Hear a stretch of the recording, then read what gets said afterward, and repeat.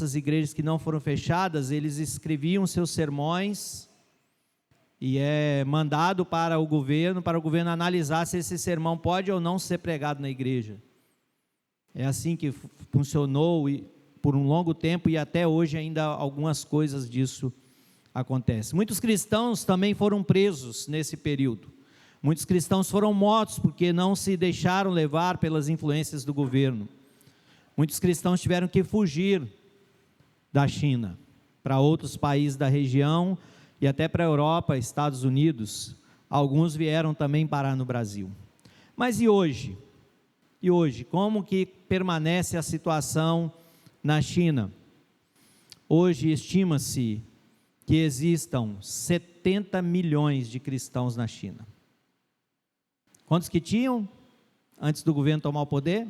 Quem prestou atenção aí? Ajuda aí, Elaine. É isso mesmo, 700 mil. Tinham 700 mil antes da perseguição chegar. E hoje estima-se 70 milhões de cristãos na China. Cristãos que estão se reunindo de forma secreta, estão se reunindo em lugares escondidos, estão tomando um navio, um barco, entrando no rio adentro ou indo para o alto mar para se reunirem. Cristãos que se encontram em grupos bem pequenos, de casa em casa. Muitos cristãos continuam firmes no Evangelho. Sabe por quê, irmão? Porque o nosso Deus tem propósito.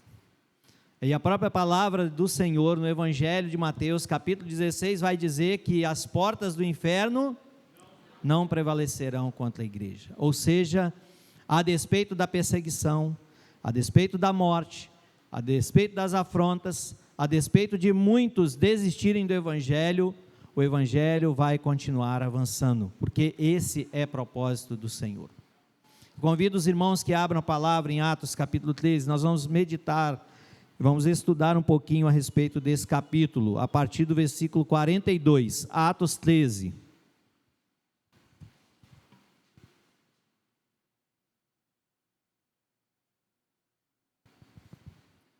A partir do versículo de número 42. Eu lerei os pares, a igreja lerá os ímpares até o final do capítulo. Atos 13, 42 a 52. Diz assim: ao saírem eles, rogaram-lhes que no sábado seguinte lhes falassem estas mesmas palavras.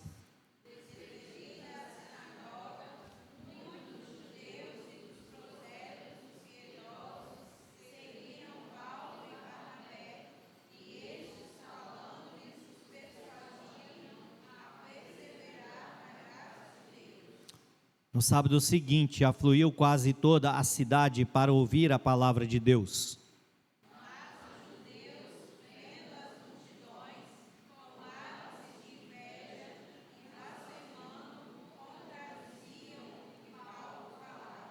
Então Paulo e Barnabé, falando ousadamente, disseram: cumpria que a vós outros, em primeiro lugar, fosse pregada a palavra de Deus, mas posto que a rejeitais, e a vós mesmos vos julgais indignos da vida eterna, eis aí que nos volvemos para os gentios.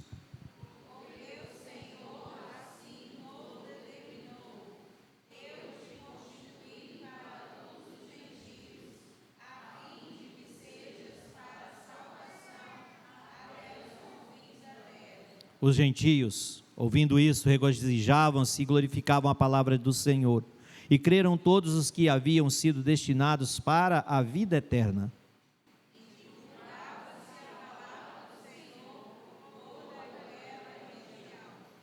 Mas os judeus instigaram as mulheres piedosas de alta posição, os principais da cidade, e levantaram perseguição contra Paulo e Barnabé, e expulsando-os do seu território,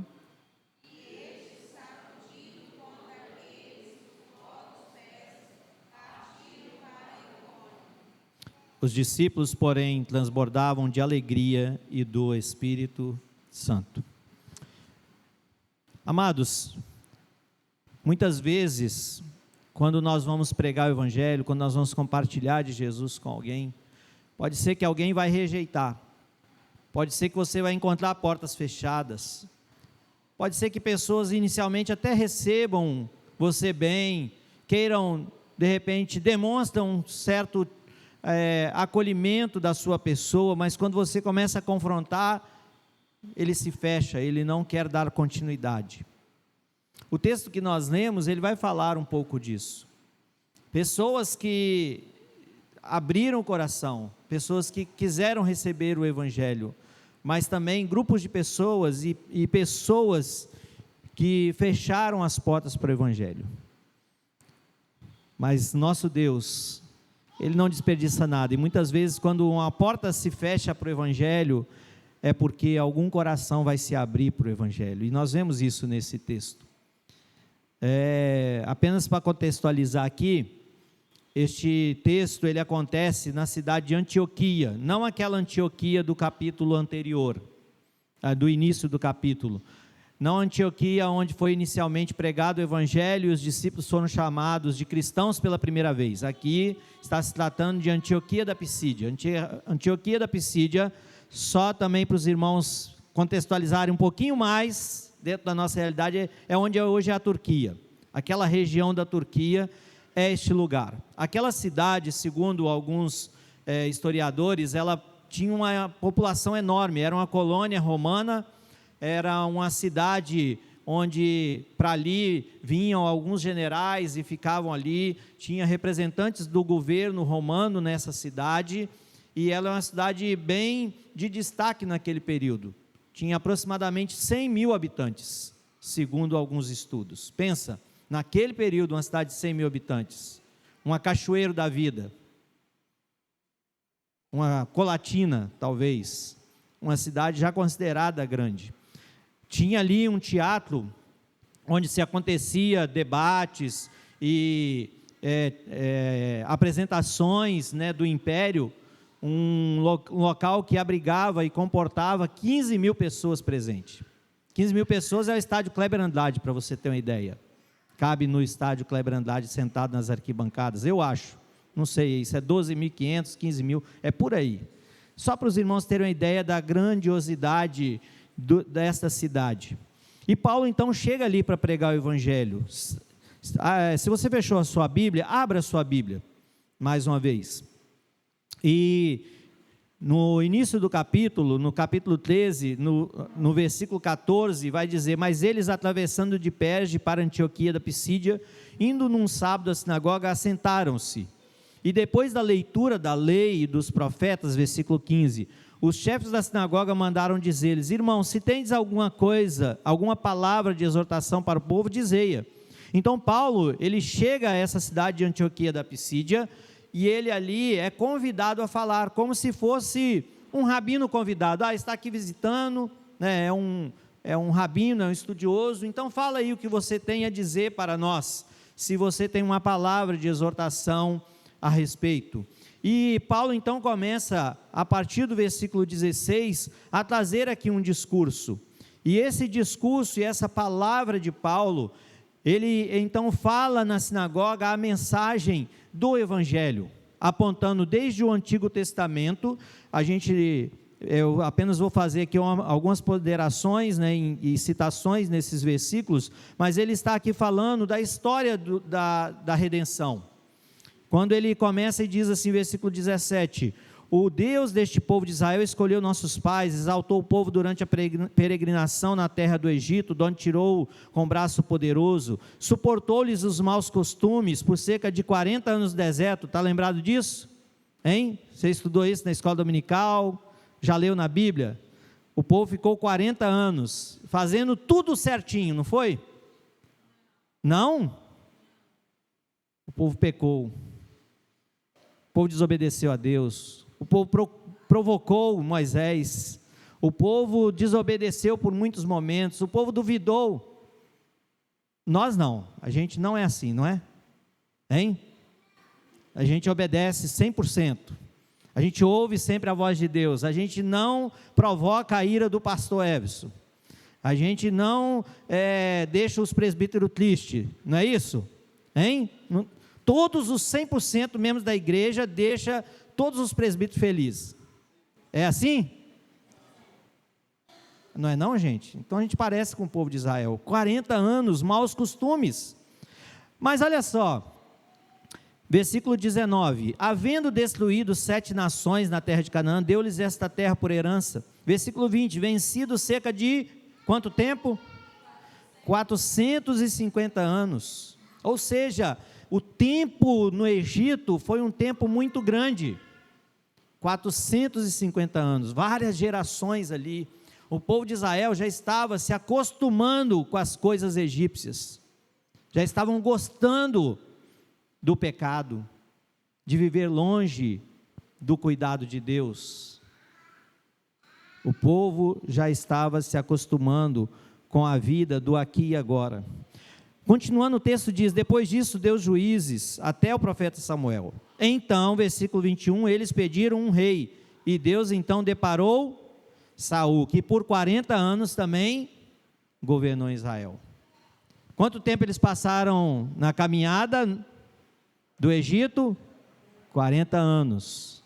Quanto tempo sobre a batuta, desculpe aqui a expressão, infernal de Saul? 40 anos. Porque o povo não quer ouvir a voz, não quer ser obediente a Deus.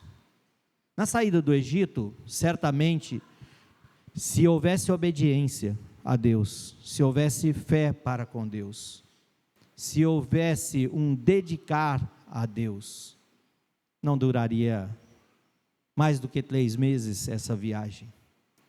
Se o povo quisesse se submeter a Deus e não pedisse um rei, não viria Saul. Nós estamos aqui fazendo, claro, conjecturas, o se. Mas o texto continua e diz, versículo 22, e tendo tirado a este, ou seja, a Saul, levantou-lhes o rei Davi, de onde Deus trouxe quem? Jesus. Versículo 23, da descendência deste, ou seja, de Davi, conforme a promessa, trouxe Deus a Israel, o Salvador, que é Jesus. Depois, versículo 24, Deus levanta João, que traz uma mensagem, que é o batismo do arrependimento. Mas versículo 25, ao completar João a sua carreira, disse: não sou eu quem vocês acham que eu sou, mas aquele que vem após mim, que eu nem sou digno de desatar as sandálias. Versículo 26, irmãos, descendência de Abraão e vós outros que temei a Deus, a nós nos foi enviada esta palavra de salvação. Versículo 30, Deus ressuscitou Jesus dentre os mortos, porque o próprio povo de Israel foi quem pediu a crucificação de Jesus. E versículo 31, e foi visto muitos dias pelos que com ele subiram da Galiléia para Jerusalém, os quais são agora as testemunhas perante o povo. Nós vos anunciamos o evangelho da promessa feito a nossos pais. Versículo de número 38, tomai, pois, irmãos, conhecimento de que vos anuncia a remissão de pecados por intermédio deste, e por meio dele todo o que crê é justificado de todas as coisas das quais vós não pudestes ser justificados pela lei de Moisés. Então Paulo aqui, irmãos, já que ele está na sinagoga, já que ele está diante de líderes judeus, já que tem pessoas que estão interessadas sobre a vontade de Deus, sobre a lei de Deus, ele faz esse discurso, justamente mostrando que Deus veio para o povo de Israel, inicialmente. Olha, Deus é o Deus de vocês, Deus é o Deus de Israel, Deus é o Deus que chamou a Abrão, Deus é que através de Abrão formou o povo chamado Israel, e a vocês foi dado esta mensagem, mas o que vocês fizeram com esta mensagem? Vocês rejeitaram esta mensagem, vocês mataram Jesus, foi vocês que pediram que Jesus fosse crucificado. Mas Deus, irmãos, Deus não tem compromisso com homens pecadores, com homens que erram, com homens e mulheres que desobedecem. Deus tem compromisso com o seu próprio propósito. E qual é o propósito de Deus? Salvar pessoas. Pessoas não somente de Israel, porque inicialmente é Israel, mas a mensagem ela deve ser proclamada a muitos outros. A reação do povo aqui, diante desse discurso de Paulo, inicialmente é uma resposta positiva, porque o versículo que nós lemos, 42, diz: rogaram-lhe que no sábado seguinte lhe falasse estas mesmas palavras. Ou seja, diante de todo esse discurso de Paulo, eles ficaram sem uma reação naquele momento. O que nós vamos fazer? Nós precisamos ouvir mais uma vez. Ô Paulo, você volta a semana que vem? Você volta no próximo sábado para que a gente possa ouvir mais? Mas o versículo 43, nós já vemos aqui pessoas já seguindo o evangelho, porque diz assim, despedida a sinagoga, muitos dos judeus e prosélitos piedosos seguiram Paulo e Barnabé, e estes, falando-lhes, os persuadiam a perseverar na graça de Deus.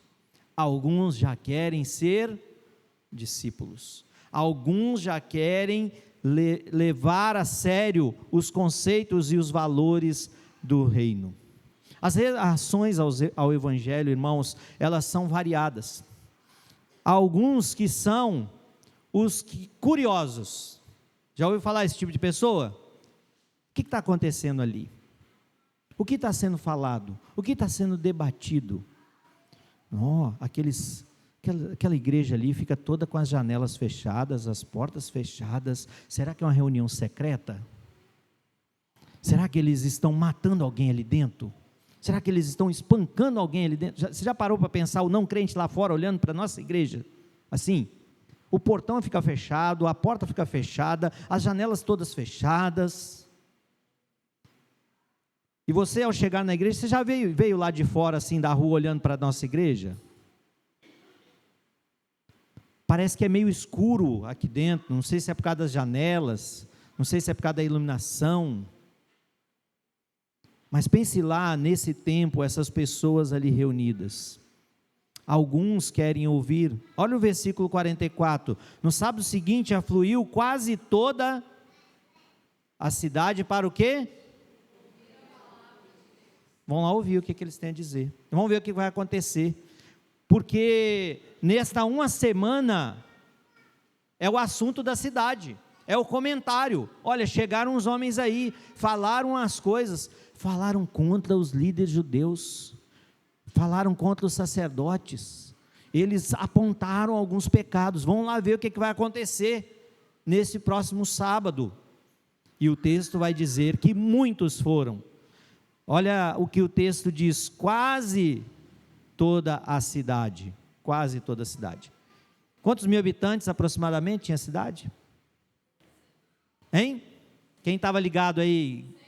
100 mil, segundo os estudiosos, num ambiente que talvez cabia 15 mil, então ficou gente aonde? Do lado de fora, na janela, pendurado, ficando ouvindo. Aqui eu estou conjecturando, tá, gente? Porque o texto está dizendo que foram quase todos para lá. Mas, além da reação daqueles que são curiosos, existem aqueles que são os furiosos. Ao contrário dos curiosos, tem aqueles que são os furiosos. Vamos ler juntos o versículo 45? Versículo 45, leiamos. Mas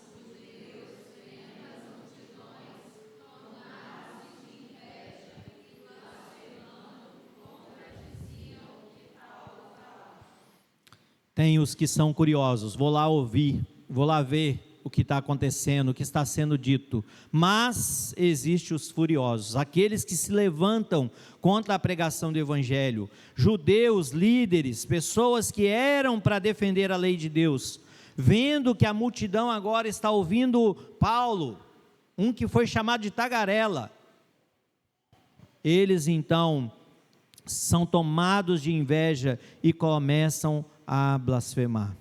A multidão está interessada na palavra. Vamos ouvir a palavra, vamos ouvir o que está sendo dito. Será que isso tem a ver comigo? Será que isso vai trazer mudança para a minha vida?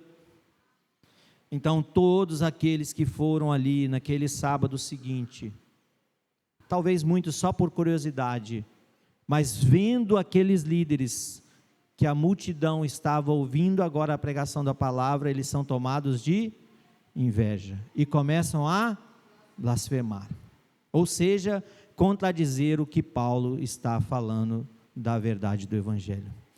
Pensa comigo, meu querido, talvez esses líderes, por um grande tempo, falou sobre a lei de Deus, pregou sobre a lei de Deus, mas o testemunho não evidenciava que realmente eles eram de Deus, porque muitos não queriam ouvir aquela mensagem que aqueles homens, líderes judaicos, tinham pregado anteriormente.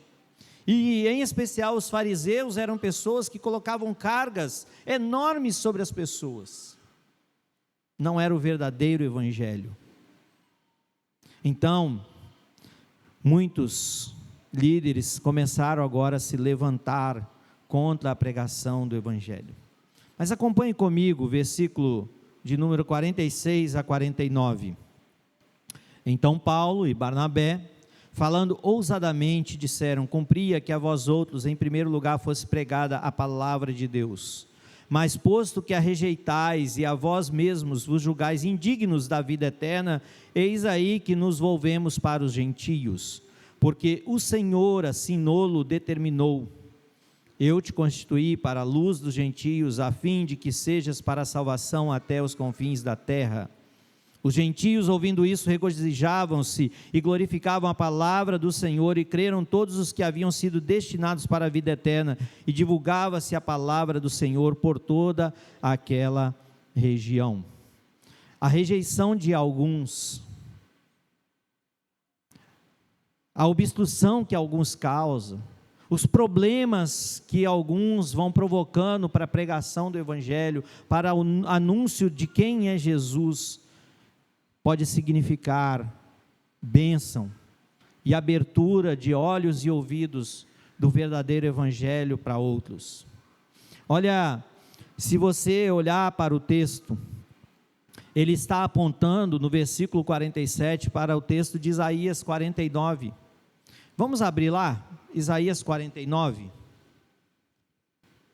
os versículos 5 e 6. Alguém pode ler para nós bem alto? Isaías 49, versículos 5 e 6. Acompanhe atentamente a leitura.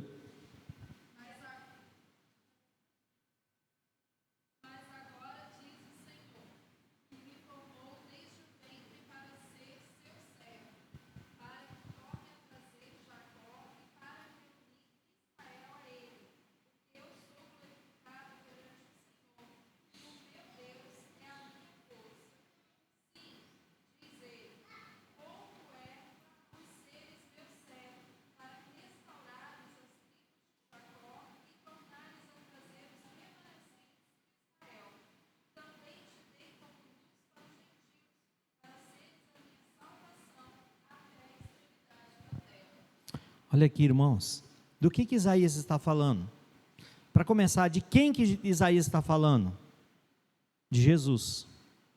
Eu te dei como luz. Versículo 5, mas agora diz o Senhor que me formou desde o ventre para ser seu servo, para que se torne a trazer Jacó, para reunir Israel, porque eu sou glorificado perante o Senhor e meu Deus é a minha força. Sim. Então o texto vai falar de quem? De Jesus. E qual é o propósito de Deus? O texto vai dizer e mostrar para nós, para que torne a trazer Jacó e reunir novamente quem? Israel. Israel. A mensagem, a proclamação, o Messias, ele é primeiro para quem? Para Israel. Mas Israel recebeu Jesus? Não. Mas também é propósito de Deus ampliar isso. Olha o versículo 6. Pouco é o seres meu servo para restaurares as tribos de Jacó e tornares a trazer os remanescentes de Israel. Também te dei como luz para os gentios, para seres a minha salvação até a extremidade da terra. Jesus, ser Salvador somente de Israel, é muito pouco. Deu para entender? Jesus ser Salvador de Israel é apenas uma parte, uma pequena parte do ministério de Jesus. Porque Jesus foi chamado para ser salvador de todos os gentios, ou seja, de todos os povos da terra, de todas as etnias da terra, até a extremidade da terra. Paulo confirma isso. Um irmão abra para nós em Romanos capítulo 9, versículo 4 e 5. Outro irmão leia para nós. Romanos capítulo 9, versículo 4 e 5.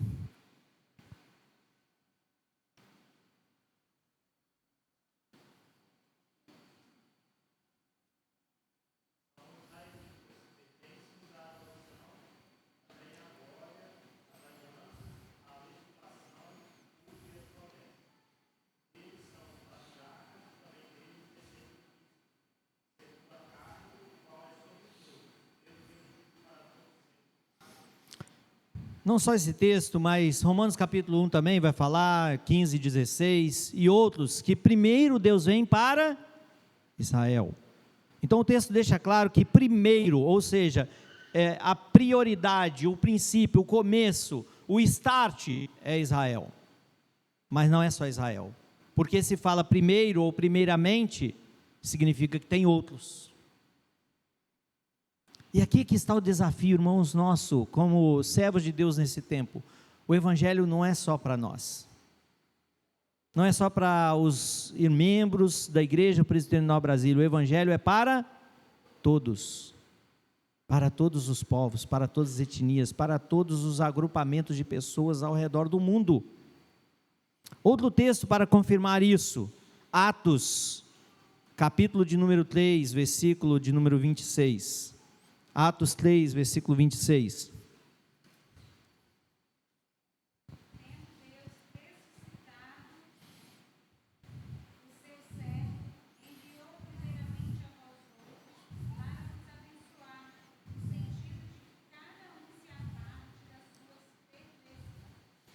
Olha aí, mais uma vez, primeiramente a vós outros, para vos abençoar, no sentido de que cada um se aparte das suas perversidades.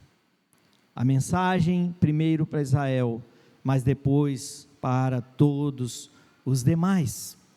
É todos os povos da terra. O texto que nós lemos, o versículo de número 47, ele vai dizer na citação aqui de Isaías: a fim de que sejas para a salvação até onde?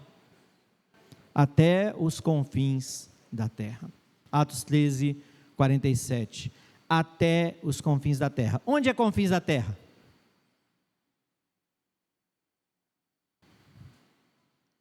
Onde é?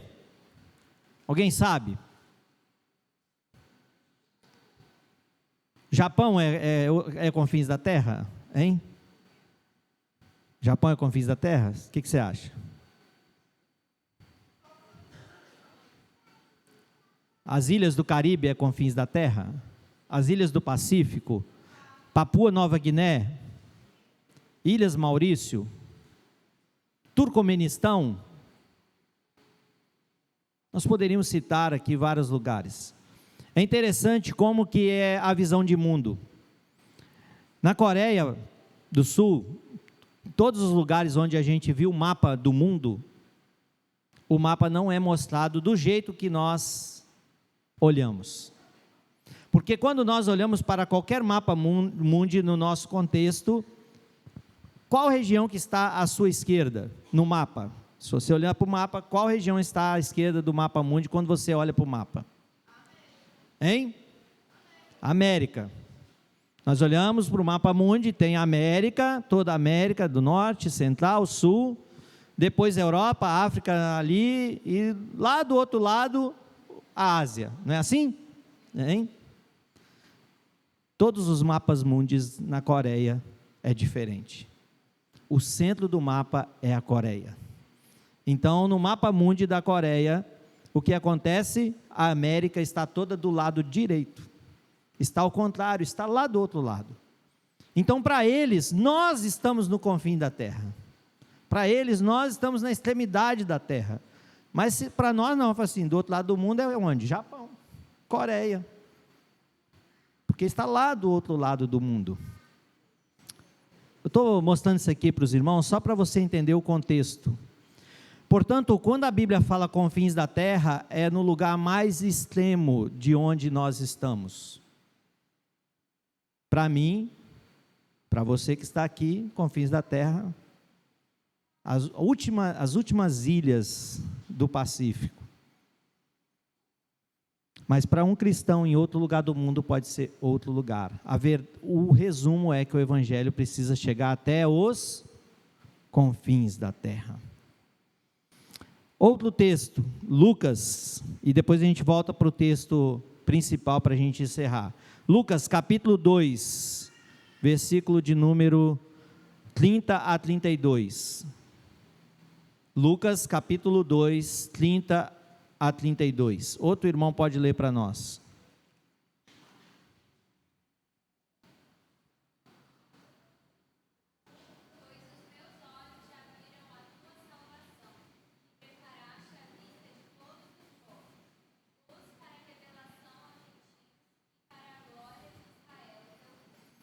Olha só, apenas Israel seria pouco para Jesus, mas o Cordeiro, Jesus, ele veio com o propósito de ser luz, de ser bênção, de ser salvação para todos os povos.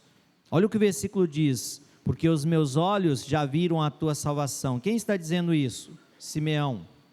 Simeão, ao pegar Jesus, ao contemplar Jesus, o bebê Jesus que chegou, ele está dizendo: olha, os meus olhos viram este que veio para ser salvação, a qual preparaste, versículo 31, o que está dizendo aí na sua Bíblia? Diante de alguns povos, diante dos brasileiros, diante dos americanos, dos europeus, não, diante de todos os povos. Versículo 32, luz para revelação aos gentios, ou seja, eu e você. Gentios aqui nesse texto é etnias, ou seja, outros povos que não Israel. No Novo Testamento você pode olhar todas as vezes que você vê essa palavra gentios, no original é etnias, é quem não é de Israel, é considerado outras etnias, outros povos, e para a glória do teu povo Israel. Estavam, versículo 33, o pai e a mãe do menino admirados do que dele se dizia. Ou seja, aquele bebê, ele seria o Salvador, ele seria o Redentor, não apenas da glória de Israel, não apenas da comunidade de Israel como um Estado, como uma nação apenas, mas ele seria o Redentor de todas as pessoas, de todos os povos da terra, não apenas para uma nação política ou geopolítica, mas para uma nação santa, redimidos, perdoados. Olha a maravilha do Evangelho, meu irmão.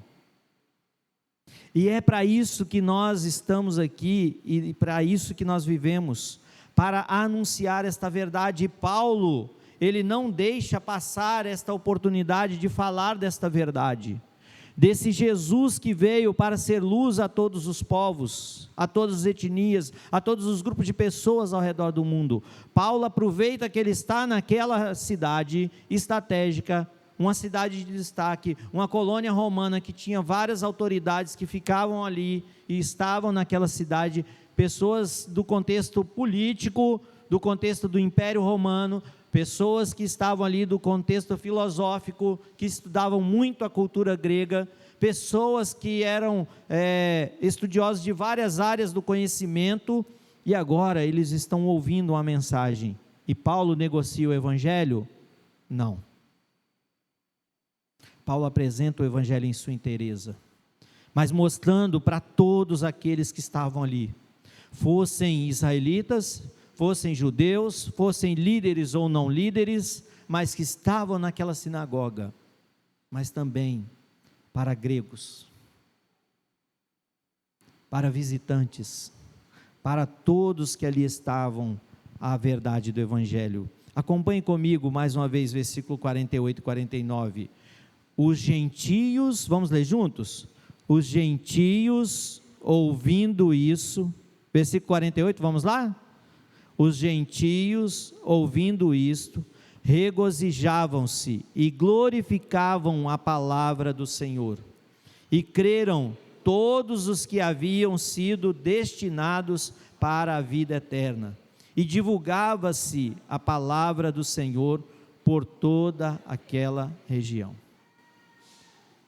Deus vai atrair para si aqueles pelos quais Jesus morreu e pagou o preço. Muitos se alegraram. Muitos se alegraram intensamente. Regozijar-se aqui e glorificar a palavra do Senhor é uma atitude intensa de alegria, de celebração. É mais do que soltar fogos quando o time faz gol, quando o Brasil é campeão da Copa do Mundo. Você está nessa expectativa ainda, né? Alguém já perdeu a esperança? Mais do que isso. Mais do que a chegada do seu filho, que você quis também soltar um foguete comemorando. Mais do que qualquer motivo de celebração, o texto vai dizer que essas pessoas, elas se alegraram porque o Senhor tinha escolhidos naquele lugar.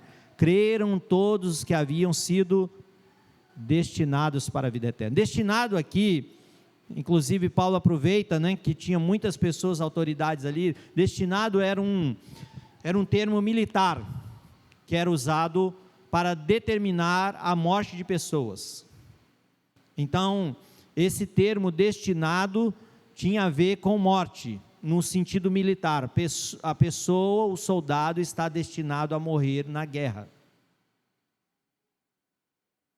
É dali que Paulo extrai essa palavra e usa ela aqui, que nós estamos destinados não para a morte eterna, mas para a vida eterna. É o contrário. Enquanto muitos, talvez, soldados romanos estavam ali destinados a morrer se necessário pelo império, ele está falando que nós, quando somos atraídos a Cristo, nós recebemos a recompensa, não da morte eterna, mas da vida eterna. Outro resultado, versículo 49, a palavra do Senhor se espalhou por toda aquela região. Deus usa a sua palavra. Não tem outro método. Não tem outra maneira de levar as pessoas a um compromisso com Deus, a entender o propósito de Deus, que não seja através da sua palavra.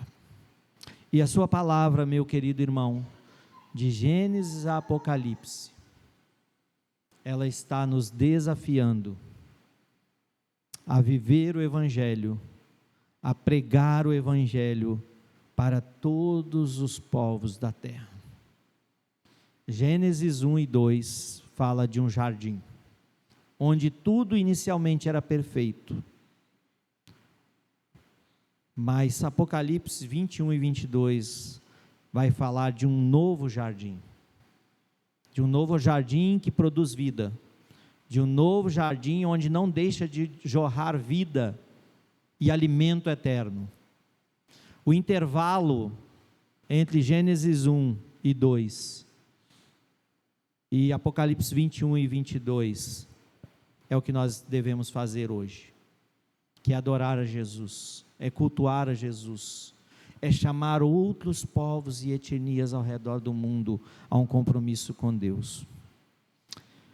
Preste atenção, se alguém não receber o Evangelho, eu e você jamais devemos nos sentir desencorajados. Não vou mais pregar, não vou mais falar. Nós precisamos continuar levando a mensagem. Talvez, presta atenção no que eu estou falando, talvez, se uma porta está se fechando para a pregação do Evangelho, Deus está mostrando para você que é para ir para outro lugar, para outra pessoa, para outro grupo, sabia? Já gastei tanto tempo, já falei tanto, já anunciei. Paulo não perde tempo.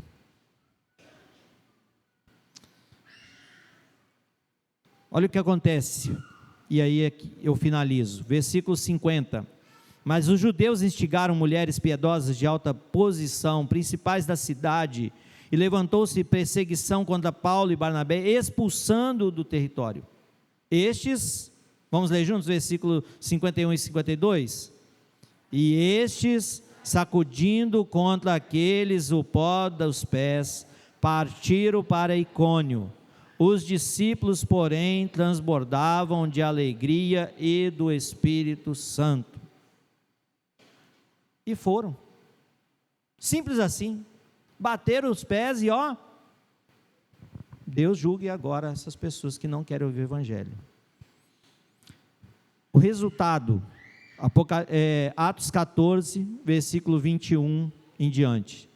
Tendo anunciado o Evangelho naquela cidade e feito muitos discípulos, voltaram para Listra, Icônio e Antioquia, fortalecendo a alma dos discípulos, exortando-os a permanecer firmes na fé, e mostrando que através de muitas tribulações nos importa entrar no reino de Deus, e promovendo-lhes em cada igreja a eleição de presbíteros, depois de orar com jejuns, os se encomendaram ao Senhor, em quem haviam crido. Icônio, Listra, Antioquia, outras cidades receberam o Evangelho e já foram eleitos até presbíteros para dar continuidade ao trabalho. Por quê? O Deus missionário, ele tem propósito. O propósito dele é ser adorado entre todos os povos da terra. A pergunta que cabe a mim e a você hoje é: eu já entendi qual é o propósito de Deus? Se o campo de Deus, presta atenção, se o campo de Deus é todos os povos, todas as etnias da terra, onde eu devo estar? Onde eu devo me envolver? Você já parou para pensar? A igreja, ela é chamada a ir a todos os povos da terra. Se o campo de Deus é todos os povos da terra, a igreja, ou seja, eu e você, somos chamados a ir a todos os povos da terra. Tudo que for fora disso, estamos em pecado. Tudo que nós fizermos além disso, abaixo disso, nós estamos em pecado. Ah, pastor Natanael, mas eu não fui chamado para ir lá para Papua Nova Guiné. Mas se o Senhor te chamar, você precisa ir. E a igreja vai junto, em oração, em mobilização, em envolvimento, porque se o propósito de Deus é todas as etnias, é todos os povos da terra, a igreja, que somos nós, precisamos estar envolvidos. Se nós não estivermos envolvidos, nós estamos em pecado, nós estamos em desobediência. Querido, leia o Evangelho todo, a palavra de Deus toda, dentro dessa perspectiva. Leia em especial o livro de Atos, e você vai ver, e se você pegar o livro de Atos, aqui fica um desafio, talvez você não gosta muito de geografia, mas se você abrir um mapa mundi do seu lado, e colocar lá na internet, cidades do tempo bíblico, no mapa, num computador, no celular, num tablet, alguma coisa, e você abrir esse mapa mundi bíblico da época, e você for ler o livro de Atos dos Apóstolos, você vai ver que esses apóstolos chegaram em todos aqueles lugares que eles entendiam naquele tempo que eram os confins da terra deles. Nós vemos Paulo desejoso de chegar onde? Na Espanha. Nós vemos Jonas, quando ele quer fugir da vontade de Deus, ele pega um navio para onde? Ele desce a Jope e pega o navio para onde? Hein? Deixa eu ouvir aí. Tem gente com medo de falar, de errar, né? Tarsis. Tarsis era o lugar mais longe conhecido do tempo de Jonas. Eu quero ir para longe da vontade de Deus. O propósito de Deus é que eu vá a Nínive. 2.000 quilômetros. Mas Jonas quer fugir para 8.000, 10.000 quilômetros de distância da vontade de Deus. Nesse sentido, eu quero aqui fazer uma analogia. Você quer ser conhecido como Jonas? Quer ir para longe da vontade de Deus? Ou você quer ser um Paulo que aproveita cada cidade, mesmo onde há rejeição ao Evangelho, para pregar Jesus? Existem portas que podem ser fechadas ao Evangelho, mas portas fechadas ao Evangelho podem ser oportunidades de corações que sejam abertos para ouvir a palavra, em outra casa, em outra rua, em outro lugar do mundo. Os cristãos que foram evangelizados na China antes de 1949, aquele em torno de 70.000 cristãos, eles muitos permaneceram firmes. Aqueles mais de 700.000 cristãos. E hoje mais de 70 milhões de cristãos na China servindo a Jesus. Se vier uma perseguição sobre nós hoje, semelhante, de fechar as igrejas, de quebrar, destruir todas as igrejas, o que eu e você vamos fazer? Vamos continuar pregando? Vamos continuar anunciando? Ou vamos nos curvar aos governos tiranos deste mundo? Precisamos anunciar o Evangelho em todo tempo, em todo lugar. Curva a sua cabeça, vamos falar com o nosso Deus.